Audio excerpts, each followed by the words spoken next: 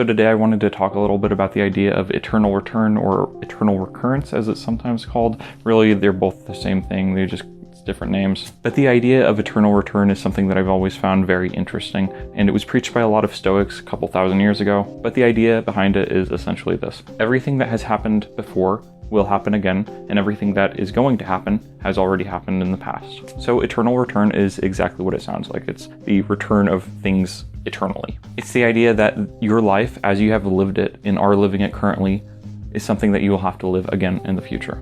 Every single day you've lived, every single hour, every single second will be repeated exactly as it was in the future.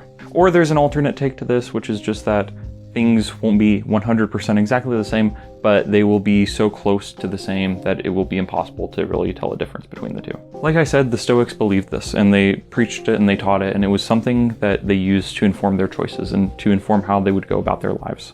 In Stoicism, there's a great emphasis on the choices that you make as opposed to the choices made by other people, because you cannot control other people, all you can control is yourself.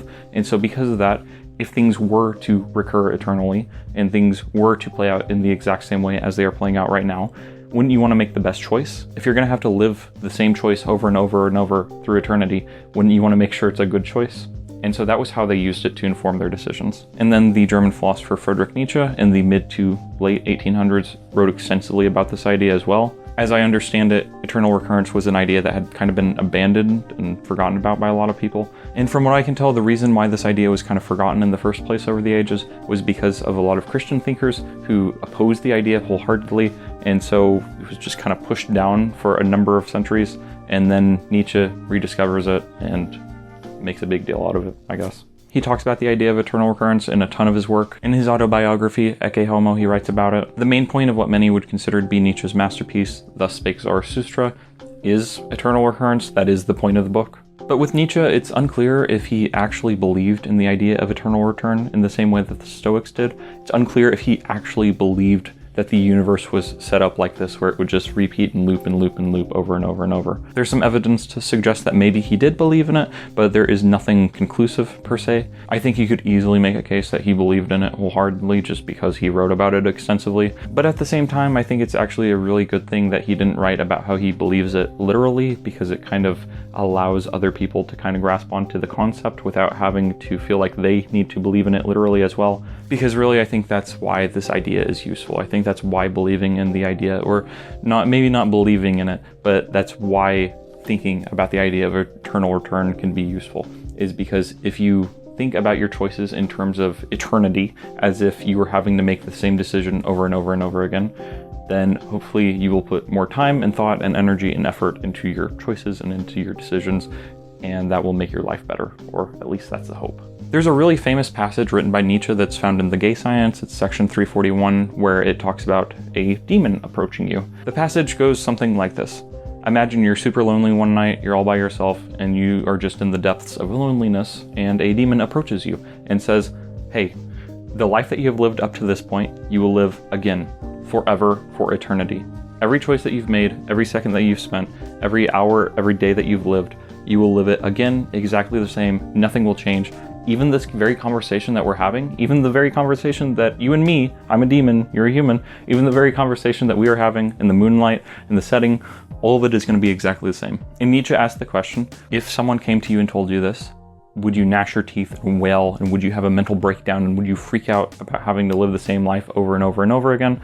Or would you praise the demon? Would you be ecstatic? Would you be so excited that you get to live the same exact life again? And Nietzsche's take is essentially that you should be living in such a manner that if that happened to you, where a demon came to you and said, hey, you're going to be living life over and over and over again, his take on it is that you should be living in such a way that you would praise the demon and that you would be happy that you get to live your life again. One important thing to remember about Nietzsche is that he believed in this idea of amor fati, which means love of fate. And again, this is a Stoic idea. I'm reading through Meditations by Marcus Aurelius right now, and this is an idea that he brings up like every single line, basically. But it's this idea that you should love your fate. You should love your life. Even if bad things happen to you, you need to accept it and you need to work through it. And you shouldn't be mad, you shouldn't be sad. You just need to accept it and treat it as your own. And that will allow you to focus on your own choices and on your own perspective on things, and it will allow you to control your mind. And so Nietzsche loved fate. which is very interesting whenever you remember that he was super ill and super sick and bedridden, and he was super weak, and he wrote all of these great things. He wrote about power, and he wrote about how to achieve power and how to be great and a lot of stuff like this. But in real life, he was kind of penniless. No one cared about him. No one gave a crap about him. He did not see any success in his lifetime, and he was not healthy. He was super ill. He went crazy the last like 12 years of his life. And so this is the guy who's saying that he loves fate. He loves everything that has happened to him and accepts it. And for Nietzsche, loving his fate and wholeheartedly accepting his circumstances was important to him because it allowed him to kind of move past the pain and suffering and to actually make choices that he was proud of and to do things that he was happy with, such as writing these books and writing about these ideas. And so really, I don't think you have to actually believe in this idea. I don't think you have to believe in this idea that things will just repeat on loop for eternity, like a bad song being played at a party. I don't think you have to believe in that literally to get something out of this idea. Really, I think the core takeaway from all this should just be the idea that whenever you make a choice, whenever you make an important decision, or any decision for that matter, you should think about it, think it over, and think about how you will look back on this choice in the future. Maybe you use this idea to encourage you to go out and to do things that you're scared of, or to do things that you would regret not doing. Maybe having this idea in mind would encourage you to go and to stand up for yourself, or something like that, to try something new, to do something where you might be embarrassed. And that to me is the beautiful thing about this idea, is that it's just a way of, as Nietzsche would say, it's a way of saying yes to life. It's a very life-affirming thing. Because I think life is really hard. I think life is difficult, things are difficult, and I think that everyone experiences bad things. But maybe if you're not happy every second of the day, and I don't think anyone is, maybe if you don't ever hit that point, maybe you can at least be proud of the choices that you did make, and be proud of, if not the outcome of things, you can be proud of your actions, and maybe that'll be enough. At least that's the hope. But yeah, that was a very brief overview of the idea of eternal recurrence. Feel free to write your thoughts down in the description below and let me know what esoteric concepts I should cover next, since that's what I'm doing now. So thank you for watching and have a nice night. So bye.